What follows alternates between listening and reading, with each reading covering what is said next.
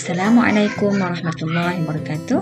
Alhamdulillah, bersama dengan Ustazah pada kali ini untuk kita meneruskan perkongsian ilmu kita. Dan insyaAllah pada hari ini Ustazah akan berkongsi tajuk yang pertama, pelajaran yang pertama bagi pendidikan Islam tingkatan 5 KSSM. Memandangkan kita dah tak lama lagi masuk ke sekolah, jadi insyaAllah ni sebagai permulaan persediaan awal sebelum anak-anak memasuki persekolahan, insyaAllah.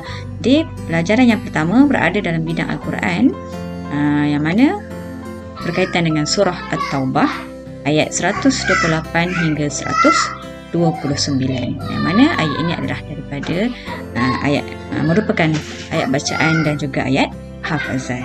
Baiklah, okey. Jadi ada 3 perkara utama yang kita akan kongsikan dalam perkongsian pada kali ini. Okay, yang pertama, baik, kita nak lihat dulu ayat bacaannya, iaitu surah At-Taubah ayat yang ke-128 hingga 129. Baik, okey. A'udzubillahi minasyaitonirrajim. Laqad ja'akum rasulun min anfusikum azizun 'alaihi ma 'anittum harisun 'alaikum bil mu'minina raufur rahim. Fa in tawallaw faqul hasbiyallahu la ilaha illahu alaihi tawakkaltu wa huwa rabbul arshil azim. Sadaqallahul azim. Surah At-Taubah ayat 128 hingga 129. Jadi ayat ini saya yakin ada yang dah biasa baca dan biasa dengar. Jadi ini adalah ayat hafazan kita untuk tingkatan 5. Jadi kita nak lihat, okey, kembali setelah kita tahu ayat hafazan tersebut, kita nak kena faham juga, nak kena tahu juga apakah maksud ayat yang kita bacakan tadi. Baiklah. Jadi subhanallah, ayat yang kita bacakan tadi tu sangat mendalam maksudnya, ya. Jadi Ustazah dah pecah-pecahkan potongan ayat ini sebagaimana yang terkandung dalam buku teks kita lah, okey. Jadi potongan ayat ini juga selain daripada memudahkan kita hafal, sebenarnya memudahkan juga untuk kita faham. Okey, kita tengok satu persatu. Jadi kita mula daripada surah At-Taubah ayat yang ke-128 terlebih dahulu. Okey, kita sama-sama saksikan. Baik. Potongan ayat yang pertama, laqad ja'akum rasulun min anfusikum. Maksudnya, sesungguhnya telah datang kepada kamu seorang rasul daripada kalangan kamu sendiri, iaitu Muhammad sallallahu alaihi wasallam. Jadi Allah nyatakan dalam ayat ini, Allah bagi tahu kita bahawa Allah datangkan kepada kita seorang rasul yang mana datang daripada kalangan kita sendiri, maknanya dari kalangan manusia itu sendiri, iaitu Nabi Muhammad sallallahu alaihi wasallam. Ja'a, ja'a ni maksudnya datang.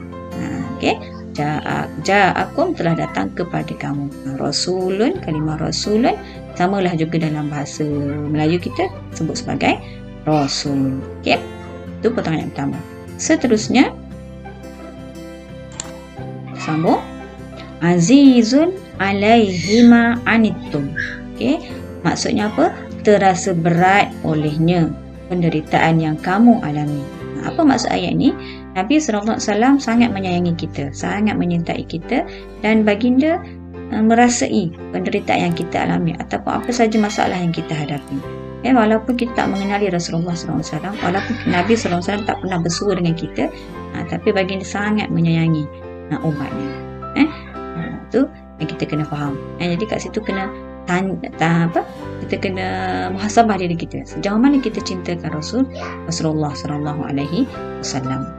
Okey, seterusnya harisun alaikum, dia sangat menginginkan bagimu. Apa yang Nabi SAW inginkan kepada kita. Nabi nak sangat apa yang Nabi inginkan, keimanan dan keselamatan. Nabi nak umatnya semuanya beriman kepada Allah. Nabi nak umatnya, kita semua ni lah sentiasa dalam keadaan yang selamat.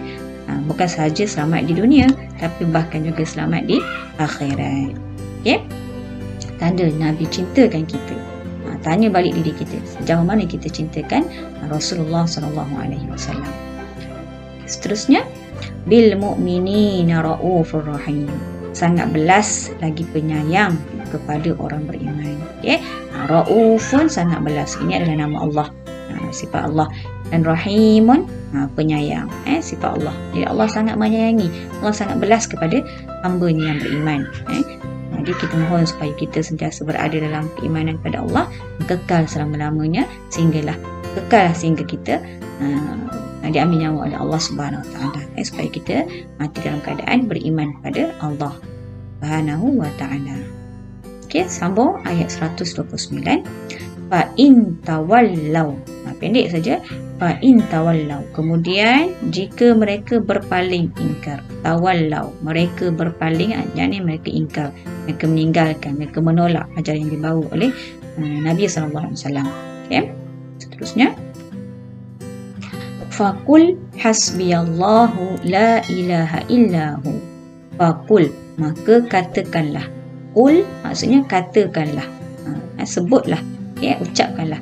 Apa dia? Hasbiyallah la ilaha illahu. Cukuplah bagiku Allah. Hasbiyallah, cukuplah bagiku Allah. La ilaha illahu, tiada Tuhan yang berhak disembah melainkan Dia, yakni Allah Subhanahu Wa Taala. Dan di sini dalam satu hadis Nabi SAW ada menyebutkan tentang kelebihan sesiapa yang menyebutkan ungkapan hasbiyallah la ilaha illahu 7 kali pada waktu pagi dan juga pada waktu petang, nescaya Allah akan cukupkan baginya keperluannya. Jadi di sini kita ambil kesempatan lah, sebab kita dah hafal untuk ayat 128 dan 129 ni, hafal dan kita jadikannya sebagai amalan. InsyaAllah banyak kelebihan di sisi Allah Subhanahu Wa Taala.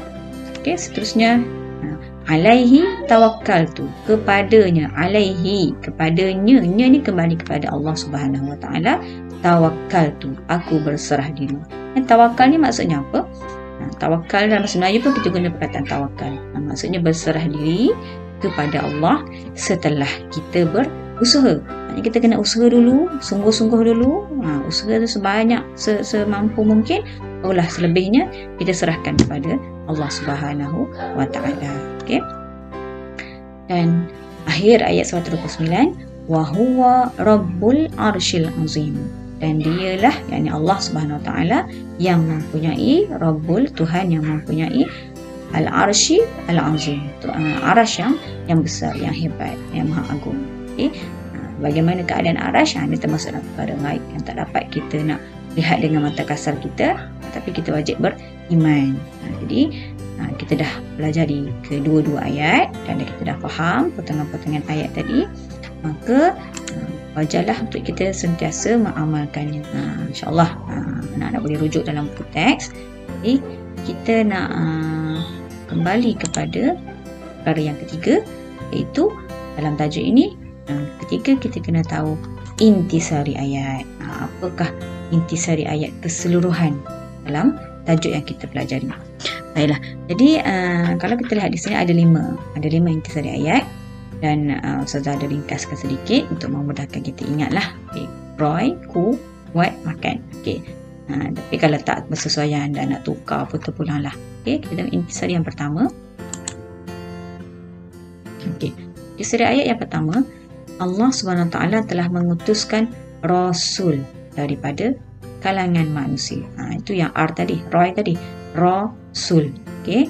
Jadi Allah dah utuskan kepada kita Rasul daripada kalangan manusia, maknanya daripada kalangan kita sendiri, supaya mudah untuk disampaikan ajaran, mudah untuk kita bertanya, mudah untuk kita mengikuti apa yang Nabi SAW lakukan. Jadi poin yang pertama, intisari ayat yang pertamanya, kita kena ingat Allah dah utuskan kepada kita Rasul. Jadi bila Allah utuskan Rasul, itulah panduan kita. Jadi kewajipan kita untuk mengikut apa yang disampaikan oleh Nabi SAW. Okey. Seterusnya kita tengok intisari ayat yang kedua. K dan U. Apa dia K, apa dia U? Kita tengok sama-sama. Rasulullah SAW sangat menginginkan kebaikan di dunia dan di akhirat buat umatnya. Inilah yang dikatakan tadi K. Ini yang U-nya. Kebaikan untuk umatnya. Nabi SAW sangat cintakan kita, sangat rindukan kita, sangat sayangkan kita. Baginda sentiasa nakkan kebaikan untuk kita, keselamatan untuk kita dan untuk umatnya. Okay? Kita lah tu, bukan saja di dunia tapi juga di akhirat.